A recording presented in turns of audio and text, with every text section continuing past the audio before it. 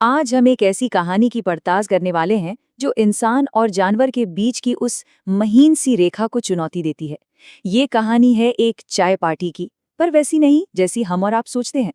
हम सबने ये देखा ही है ना? एक बच्चा अपनी ही दुनिया में मगन ऐसी चीजों से खेल रहा है जो वहां है ही नहीं। ये जो नाटक करना है, ये जो दिखावा है, ये हम इंसानों का एक बहुत जरूरी हिस्सा है। लेकिन सवाल ये है कि क्या ये सिर्फ हमारी ही खासियत है? क्या जानवर भी कल्पना कर सकते हैं? ये एक ऐसा सवाल जिसने दशकों से वैज्ञानिकों को उलझा रखा है, और इसका जवाब हमें एक बहुत ही खास दोस्त से मिल सकता है। ये है कांजी, एक बोनोबो जिसने जानवरों के दिमाग के बारे में हमारी सोच को हमेशा के लिए बदल कर रख दिया। बोनोबो चिंपैंजी के साथ हमारे सबसे करीबी जीवित रिश्तेदारों में से हैं। कांजी कोई आम बोनोबो नहीं था। वो अपनी एक जबरदस्त काबिलियत के लिए मशहूर था, इंसानों से बात करने की काबिलियत। अब सवाल ये है कि वो ये करता कैसे था? एक बहुत ही अनोखे टूल के जरिए। ये है लेक्सिग्राम कीबोर्ड। सोचिए, हर निशान एक शब्द। इस कमाल की तकनीक ने रिसर्चर्स को कांजी के दिमाग में झांकने का एक ऐसा रास्ता दिया जिसकी पहले कल्पना भी नहीं की जा सकती थी, और वो ऐसे सवाल पूछ पाए जिनके जवाब मिलना नामुमकिन लगता था। और इन्हीं सवालों से शुरू हुए कुछ बड़े दिलचस्प एक्सपेरिमेंट्स। हम इन्हें खेल भी कह सकते हैं, जिन्हें कांजी की कल्पना की हदों को परखने के लिए डिजाइन किया गया था। तो पहला खेल सुनने में बड़ा सीधा साधा है, पर अपने आप में बहुत गहरा है। क्या कांजी किसी ऐसी चीज का हिसाब रख सकता है जो असल में है ही नहीं? यही तो है दिखावा करने की काबिलियत का असली टेस्ट। तो प्रयोग बहुत सिंपल था। रिसर्चर ने 2 कपों में काल्पनिक जूस डालने का नाटक किया और फिर एक कप से उस जूस को वापस जग में डाल दिया।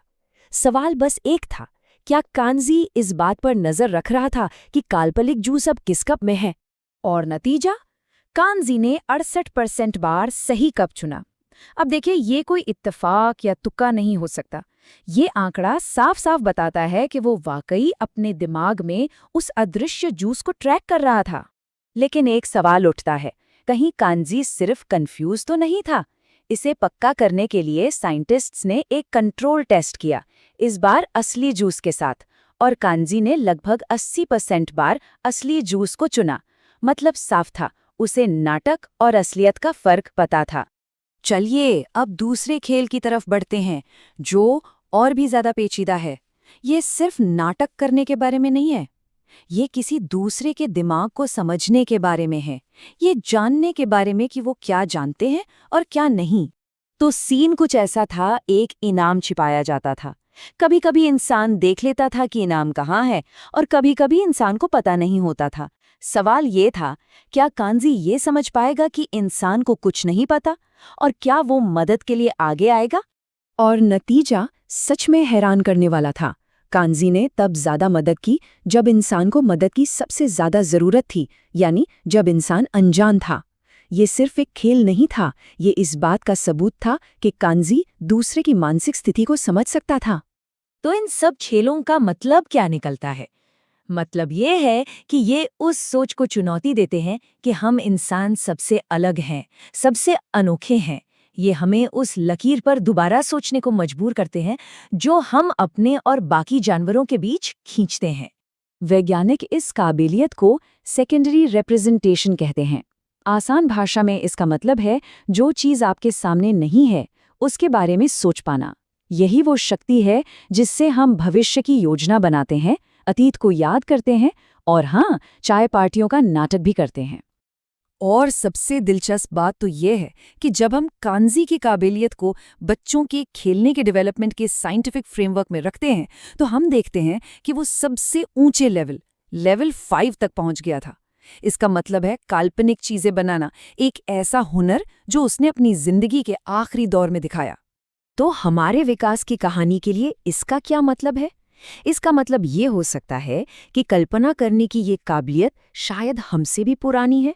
हो सकता है ये हमारे और बोनोबो के साझा पूर्वज में भी रही हो, लाखों साल पहले। लेकिन देखिए, साइंस ऐसे ही काम करता है। हर बड़ी खोज पर सवाल भी उठते हैं, और कांजी का केस भी इससे अलग नहीं था। यहाँ भी कुछ चेतावनियां और सवाल हैं। तो मुख्य बहस इस बात की है कि क्या कांजी हमें जंगल में रहने वाले बंदरों की कुदरती काबिलियत की झलक दे रहा था, या फिर उसकी ये होशियारी इंसानों के बीच हुई उसकी अनोखी परवरिश का नतीजा थी। जैसा कि एक विकासवादी मानव विज्ञानी अलेक्जेंडर पीएल ने कहा, कांजी कोई आम बोनोबो नहीं था, वो असाधारण था। उसका टेस्ट करना एक आम बोनोबो का टेस्ट करने जैसा नहीं था। हो सकता है हम उसकी पूरी प्रजाति के बारे में नहीं, बल्कि उसकी अविश्वसनीय ट्रेनिंग के बारे में ज्यादा सीख रहे थे। वहीं माइकल टोमैसेलो जैसे दूसरे एक्सपर्ट्स को और भी पक्के सबूत चाहिए थे। उनके लिए असली परीक्षा ये होती कि कांजी खुद से नाटक करना शुरू करे, ना कि सिर्फ इंसानों के इशारों पर काम करे। अफसोस की बात है कि अब हम कांजी से और सवाल नहीं पूछ सकते। मार्च 2025 में वो हमें छोड़कर चला गया, लेकिन उसकी विरासत उन सवालों में जिंदा है जो वो पीछे छोड़ गया है, जो आज भी रिसर्चर्स की नई पीढ़ी को प्रेरणा दे रहे हैं। और ये हमें एक आखिरी सवाल के साथ छोड़ जाता है। कांजी ने हमें दिखाया कि एक जानवर का दिमाग क्या-क्या कर सकता है। यह हमें सोचने पर मजबूर करता है कि हमारे इस ग्रह पर और कौन-कौन सी चेतनाएं मौजूद हैं, जिनकी गहराइयों को हम अभी समझना शुरू ही कर रहे हैं।